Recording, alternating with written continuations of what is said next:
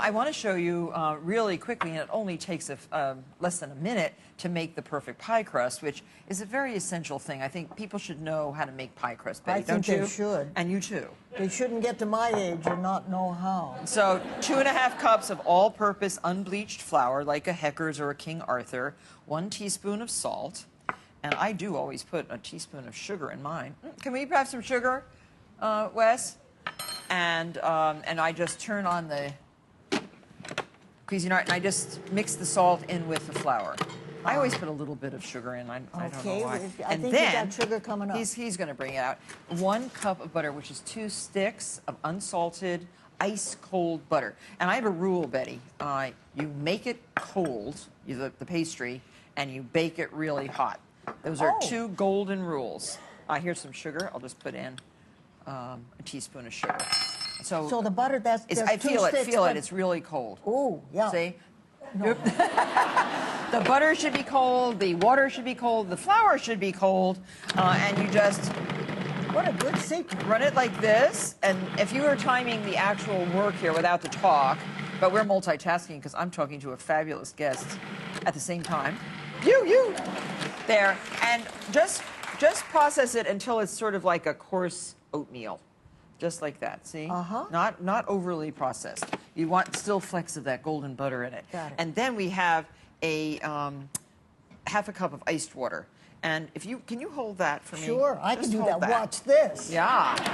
And then I'm just going to add a little bit of water, and it just depends on the day, really, on the humidity of the day. It might take 1/4 cup. It might take ½ cup.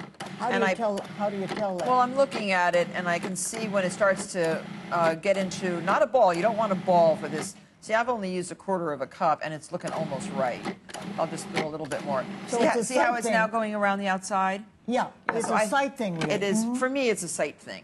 And so and then take a handful of it and squeeze it like that, and it's nicely together. That's it. So that took about 30 seconds, even though Joey over here would tell me it took how many minutes, Joey? 3? A minute and a half. He knows. He has the time in his brain. So now we want to turn this out onto a plastic wrap. And again, we're going to use anything. Yeah, you can just hold the paper there like that and pull it up this way. Okay. So I'm going to put in about 2/3 in one pile, because that's going to be the bottom of the crust, and 1/3 on another piece of paper. We're going to make discs. You know, a lot of recipes say, oh, make a ball of pastry and chill it. So then you have this big ball of pastry, then you have to wait for it to get a little bit unchilled. So you chilled it inside out? In discs, yeah, just a disc. So because it's better to take that thing out of it, though, before you break it. Yeah, don't leave this in. No. I think it's a better idea. See, I have an instinct. Yes, you do. You have the right instincts. Here, now you can gather this up into a disc, just like this. Pull it around. Yeah, pull it around and form it into a disc. And then we're going to chill this for at least a ½ hour until it gets quite cold. And is there such a thing as overhandling it? No, yeah, you can definitely overhandle it. But see, what I want you to do is make a flat disc. That, like that. And get all those little crumbs. Oh, got it. Incorporated into your disc first. And I'm just doing it this way so that I don't get my hands all dirty to get on to the next step. Wait till I show my housekeeper what I can do. Exactly. So there you have a beautiful disc of pastry. And so now you can wrap it up completely, completely enclose it. And you want it a flat round. Yeah, that's good. And so we're going to chill this. And, no. Not that flat. Okay, and then we're going to roll. Now, Betty, you have around here. Why don't you cut the leaves? These are going to be the decorative leaves. Just cut it like this. Okay. And then push them out onto the parchment. Got it. Just make a lot of leaves. And the excess can go right here. And I'm just going to roll out the bottom crust. Now, the writing in your programs, all of your shows, has been phenomenal. They are just well, we get the credit, Martha, honest Injun, and it's all what's on that paper. You can't save a bad show. You can screw up a good show, but you can't save a bad show. Yeah. Mark Cherry came to us straight from UCLA, who is now this big, huge producer. I'm so thrilled for Mark, because it's funny. Most people, when they get to that degree of success, it's, oh, yes, the show's doing very well, and they're very blasé. We went, when the first DVD of Golden Girls came out, Mark was there because of being a writer, and he said, Betty, do you believe what's happening with the show? Isn't it wonderful? And he was jumping up and down, and I loved him for that enthusiasm. Well, he's still a fabulous writer.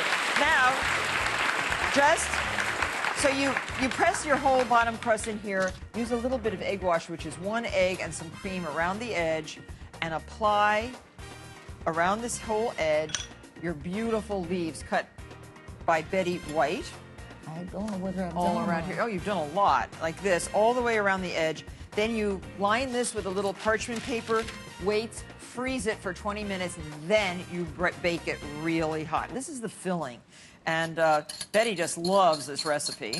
Oh. And you're gonna love what it tastes like. 3 eggs, 1½ cups of evaporated milk right out of the can. It's that rich milk, you know, that's tasty. 1½ cups of solid packed pumpkin, or if you roast your own pumpkin, just make sure you're using 1½ cups of pureed pumpkin. 3/4 of a cup of light brown sugar, 3/4 of a teaspoon of powdered ginger. I love ginger. 3/4 of a teaspoon of cinnamon.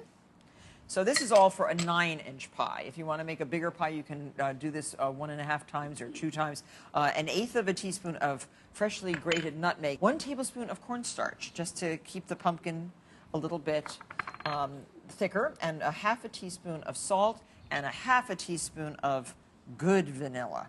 So all that gets mixed up together. And where do you get the person who puts all those little dishes together? Well, that you have to look really hard for. So all this gets poured right in. Oh, this is what the crust looks like after it is pre-baked for about 20 minutes.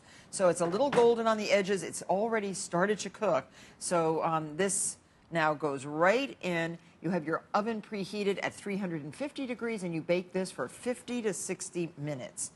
And it turns out to look, Betty, like this. Sorry. Isn't that beautiful? And we baked extra little leaves so that they can go around on the top. And always it's that glazing with the egg and cream that makes these leaves so beautiful. Would you like a piece? Oh, they are so pretty. Would you like a taste? Sure. Okay. Okay. Okay, and whipped cream, absolutely important. And Wes and Angie have a treat for everyone in the audience, little mini pumpkin tarts.